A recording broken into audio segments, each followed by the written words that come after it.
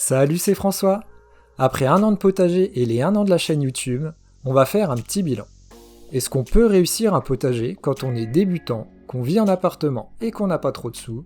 Quelles difficultés j'ai rencontrées? Ça donne quoi une chaîne YouTube d'1 an qui a commencé sans aucune communauté ou notoriété initiale?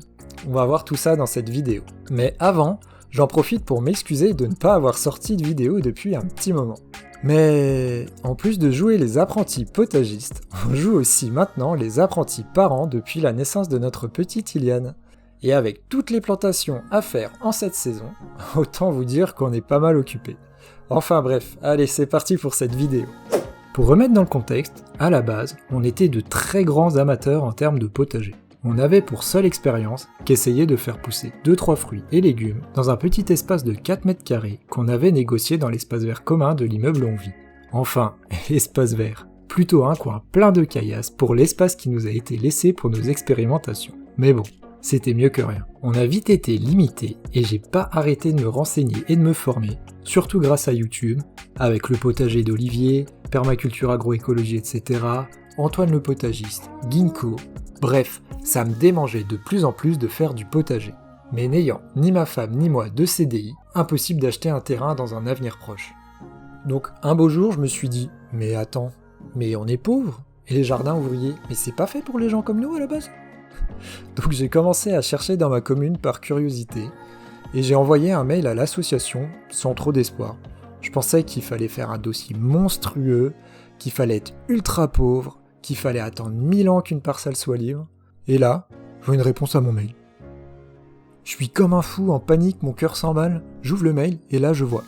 Oui, bien sûr, venez nous rencontrer mercredi prochain, des parcelles sont libres, il vous suffit d'emmener un justificatif de domicile. Je vous dis pas comme j'étais heureux, j'y croyais pas. Je pensais plus qu'à ça, je sous les rimes à ne parler que de ça, mais on va pouvoir essayer ci et ça, mais t'imagines, et patati patata. Je me demandais à quoi allait ressembler le terrain, quelle taille il allait faire, etc., etc. Finalement, seulement 2 semaines et demie plus tard, en décembre 2022, après avoir payé des frais d'inscription de 35 € et payé pour 1 an de location 125 €, j'avais les clés d'un terrain de 250 mètres carrés. Oui, 250 mètres carrés pour 125 € annuels. Incroyable. Et comme j'aime beaucoup YouTube et faire du montage vidéo, je me suis dit, et pourquoi pas créer une chaîne YouTube pour montrer notre aventure et montrer si des grands noobs débutants qui partent un peu de zéro, comme nous, peuvent réussir à faire du potager. Oui, car pour avoir bouffé plein de contenu YouTube sur le potager, j'ai appris plein de choses, mais on voit surtout des gars avec des années d'expérience qui réussissent super bien leur potager. Et merci à eux pour tout ce qu'ils m'ont appris, mais en même temps je me sentais tout petit comparé à eux, à me demander, vais-je pouvoir y arriver sans expérience? Alors voilà. J'ai commencé le potager et j'ai créé la chaîne YouTube L'Émerveillement Nature, en me demandant si les deux allaient marcher et en espérant donner envie à des débutants de se lancer également. J'ai choisi ce nom pour la chaîne pour me laisser la liberté de parler toutes les activités qu'on fait en lien avec la nature et pas seulement du potager. Et vous avez pu voir notre première vidéo sur le jardinage en intérieur et ce format a bien plu, donc on va le continuer. Donc pour le potager, pour récapituler, on a fait des plans sur PowerPoint pour décider du design du potager. Ensuite, j'ai délimité les parcelles, amélioré les clôtures, et je suis allé récupérer du fumier de cheval chez des particuliers. J'ai étalé ce fumier frais sur toutes les parcelles et acheté des bottes de foin et de paille chez un producteur local pour pailler les parcelles. J'ai d'abord utilisé du foin plus riche en azote et plus rapidement assimilable par le sol pour augmenter plus rapidement sa fertilité. J'ai fait une grosse commande de graines sur lebiogerme.com et me suis créé un tableur pour essayer de m'organiser. Mais quand on n'y connaît pas grand chose, c'est assez vite casse-tête. Semis en place, sous abri, sous serre chaude, des périodes de semis super larges, pas adaptées à la région. Finalement, avec du recul, je trouve que 2 infos sont super importantes pour affiner ces périodes de semis et plantation.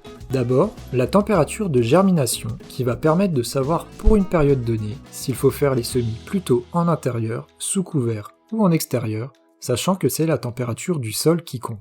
Donc je me fais une première estimation avec la météo moyenne de ma région, puis j'ai rapidement acheté un thermomètre sonde pour contrôler la vraie température du sol.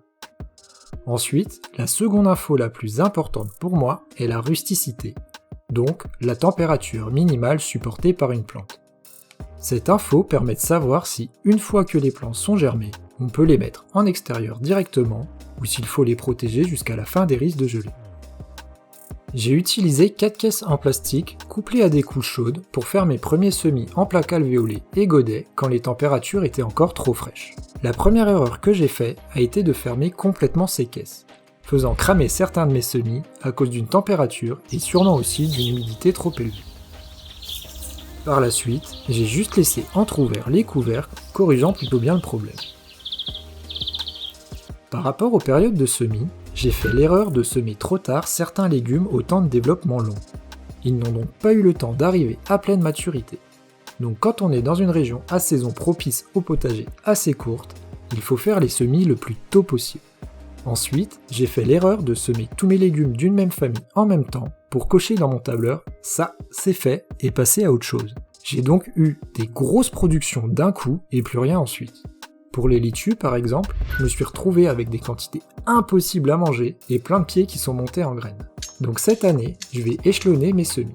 Pour rester sur l'exemple des laitues, je vais en semer un peu toutes les 2 semaines à 1 mois. Avant les plantations, j'ai investi dans une biofourche ou grelinette à dents interchangeables pour travailler mes parcelles et les désherber un bon coup. Je l'ai fait au fur et à mesure car c'est super long et fatigant pour le premier travail la première année.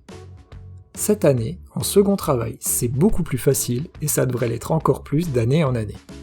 J'ai fait aussi des semis directement en pleine terre et ai rencontré 2 principales difficultés. Réussir à garder la surface du sol constamment humide, sachant que je ne vais pas forcément au potager qui est à 4 km de chez moi tous les jours, et les limaces. Pour garder la surface du sol humide le temps de la levée des graines, je vais essayer cette année de mettre un voile P17 ou P30. Dans mon cas, ça doit être du P30 car c'est le voile d'hivernage qu'on utilise pour protéger nos plantes du balcon en hiver. Je vais aussi utiliser des mini-serres que j'ai présentées dans ma vidéo précédente. Et d'ailleurs, je vais essayer d'utiliser au maximum ces mini-serres et tunnels cette année, à la fois pour les semis et pour prolonger la belle saison. Pour les limaces, je mets régulièrement quelques comprimés de phosphate ferrique, néfastes uniquement pour ces gastéropodes.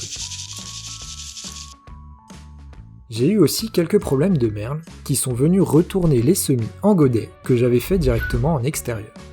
Pour remédier à ce problème, j'ai acheté cette année un filet à mailles très fines pour protéger les jeunes plants sans que les oiseaux ne puissent se coincer les pattes dedans.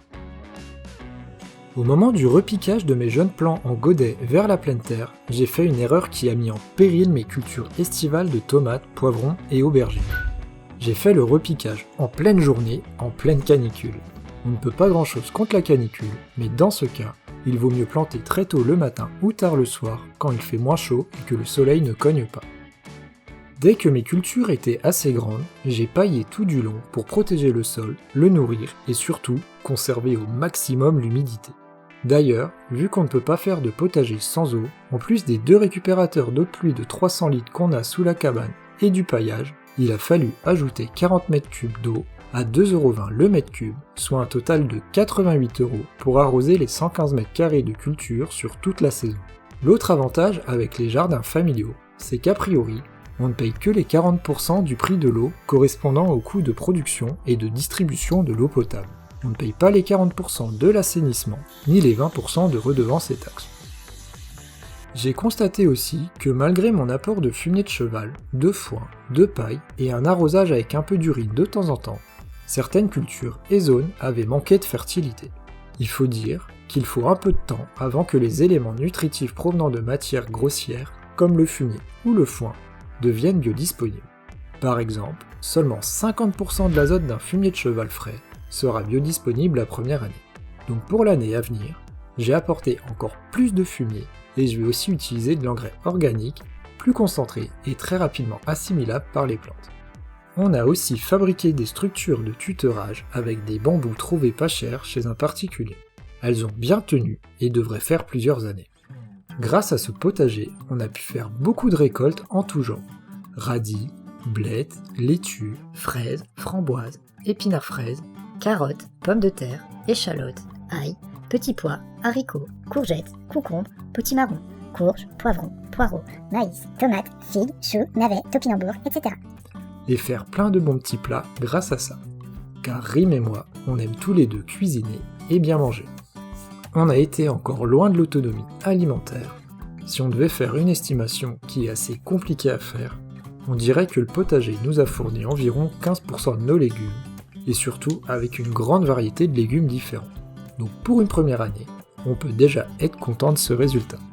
Pour cette nouvelle année de culture, en apprenant de mes erreurs et en mettant en place les mesures correctives, j'espère pouvoir doubler, voire tripler la quantité de légumes produites. Je vais essayer de faire des pesées de toutes mes récoltes pour avoir un suivi plus précis. On a aussi pu profiter entre amis et en famille de passer du temps au potager, à jardiner et à se détendre. Et ça aussi, c'est génial. Oh. C'est un truc de compète. Concernant YouTube, au bout d'1 an, vous êtes plus de 750 abonnés, avec sur les vidéos 30 000 vues et 1700 heures de visionnage, et sur les shorts 80 000 vues et 350 heures de visionnage.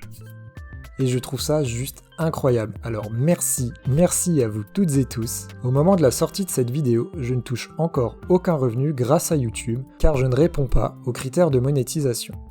Il faut 1000 abonnés et 4000 heures de visionnage en 1 an sur des vidéos pour être éligible. Donc désolé pour les pubs, mais c'est actuellement YouTube qui récupère tous les gains.